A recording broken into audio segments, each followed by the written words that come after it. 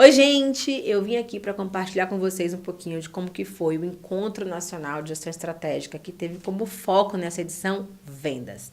Durante 2 dias, a gente pôde discutir de uma forma muito intensa como treinar equipes de vendas. Esse é um tema que eu falo dele há muito tempo e nem sempre ele teve o eco que ele teve dessa vez. Afinal de contas, treinar equipes de vendas é sim diferente. A gente está falando de uma equipe que é altamente pressionada, né, que tem suas metas auferidas praticamente diariamente. A gente está falando de uma equipe que durante muito tempo foi muito pouco valorizada, de uma equipe que aprendeu na porrada, ou seja, extremamente empírica, de uma equipe desconfiada, né, que quer sempre saber assim, de onde veio esse cara que está querendo me ensinar algo. E de uma equipe extremamente dinâmica, não só pelo fato de muitas vezes estar na rua, mas pela pressão, pela velocidade que as coisas acontecem junto a uma equipe comercial. E todas essas características, somadas a outros desafios, como ter que bater meta, faz com que o treinamento para uma equipe comercial ele seja diferente. E uma das coisas legais desse evento foi a possibilidade que a gente teve de ouvir sobre diversas perspectivas, né, o que a gente pode fazer para poder treinar essas equipes de vendas. Então, primeiro ponto, a gente não falou só do treinamento, a gente falou sobre todo o modelo, desde a preparação em si até a mensuração dos resultados. Na minha palestra, né, que foi a palestra que abriu o evento, eu tentei fazer uma provocação mostrando alguns desses desafios, né? O primeiro desafio relacionado a, gente, se o mundo mudou, se a maneira de comprar mudou, se a maneira de vender precisa de mudanças, a maneira de treinar a equipe de vendas também precisa. Então, acho que esse é um primeiro ponto que a gente precisa considerar, porque se eu estou pedindo para que a equipe de vendas ela atue de forma diferente, que ela seja mais consultiva, que ela seja mais estratégica, nós da área de T&D também precisamos fazer a mesma coisa. Ou seja, não ficar usando as mesmas ferramentas, os mesmos conceitos, as mesmas dinâmicas para poder fazer com que esses caras enxerguem que o novo está em todo lugar. Outro desafio que eu tentei apresentar para o pessoal era a importância da gente também usar uma técnica. Assim como a gente exige da equipe de vendas a aplicação de uma técnica, a gente precisa também ter uma técnica para tornar o treinamento cada vez mais efetivo. E essa técnica passa por um processo de preparação, ou seja, mergulhar profundamente no negócio para que a gente possa entender quais são os indicadores, para que a gente possa entender quais são os desafios, um processo de planejamento para que o treinamento ele não seja um evento único, mas para que ele tenha começo, meio e fim, né, para que ele tenha frequência, para que ele tenha sequência, um processo de comunicação, né, que seja atrativo, afinal de contas, a maneira como a gente convida as pessoas para o treinamento faz com que elas venham ou não animadas para esse dia. A questão de como que a gente faz uma negociação para que os novos comportamentos eles sejam colocados em prática, a relevância dos conteúdos que a gente traz para essa equipe, né, e principalmente, né, para essa questão do fechamento e do pós-venda, que é assim, fechar acordos, a gente estabelecer compromissos e a gente também conseguir desse time uma transferência de aprendizado, o que a gente sabe que só vai acontecer se a gente tiver o apoio da gestão. Então, esse também foi um outro desafio que eu quis colocar logo no começo da palestra para dizer o seguinte, a gente não tem condições de promover algum tipo de mudança junto à equipe de vendas se a gente não tiver colado, né, na gestão, seja imediata ou seja na gestão, na mais alta gestão, porque esse é um processo de cascateamento e que está muito relacionado à cultura. E um último desafio, que inclusive eu revisitei depois desses 2 dias, o treinamento para equipes de vendas, ele tem que ajudar a bater meta. Mas aí um dos palestrantes falou uma coisa que eu achei muito pertinente e que está, né, martelando aqui na minha cabeça, que é o seguinte: se engana quem acha que o único desafio de uma área comercial é entregar aquele resultado de vendas. Uma área comercial também tem que se preocupar com turnover, também tem que se preocupar com clima, uma área comercial também tem que se preocupar com orçamento. Ou seja, de uma forma ou de outra, o treinamento precisa ajudar de alguma forma a área comercial a entregar os seus resultados. Então, eu estou mudando um pouquinho essa minha frase, né? Depois dessa reflexão que o Bonel Martins da JBS fez.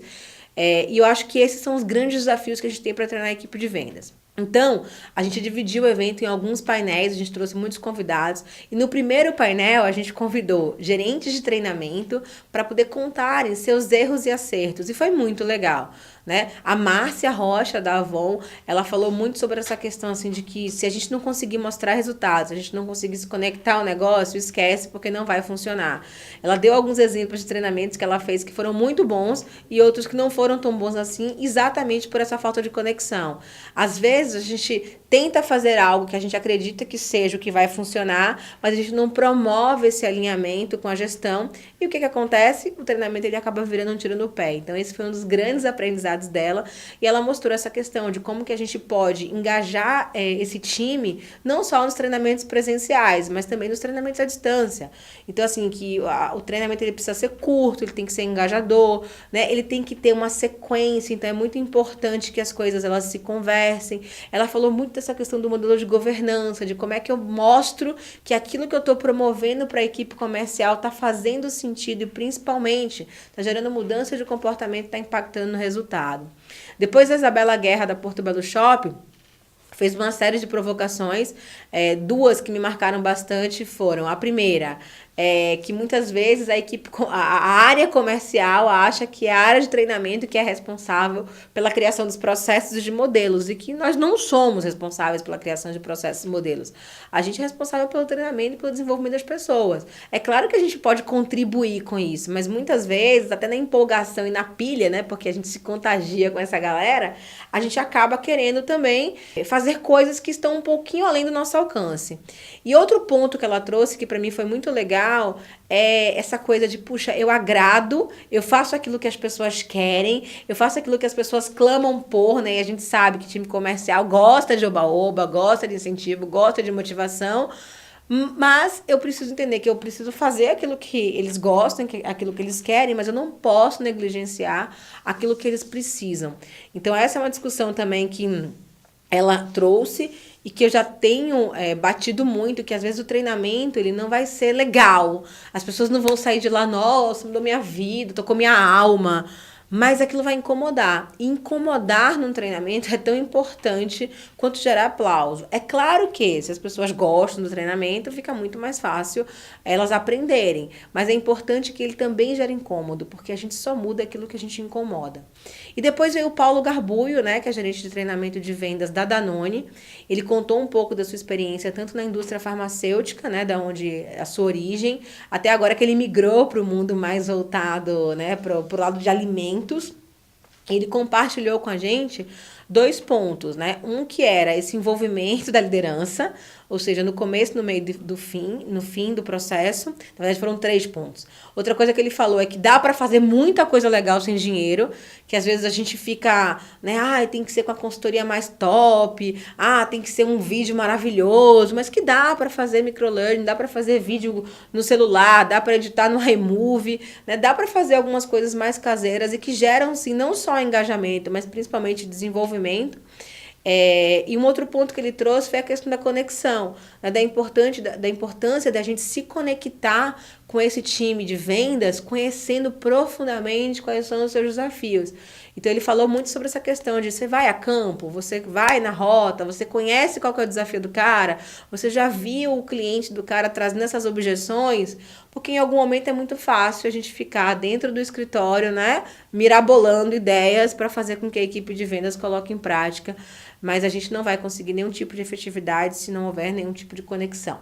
Então, assim, esse foi o primeiro painel e essa foi a primeira palestra. Eu volto aqui num segundo vídeo para poder contar para vocês um pouquinho de como foram os outros painéis e as outras palestras. Até mais, gente!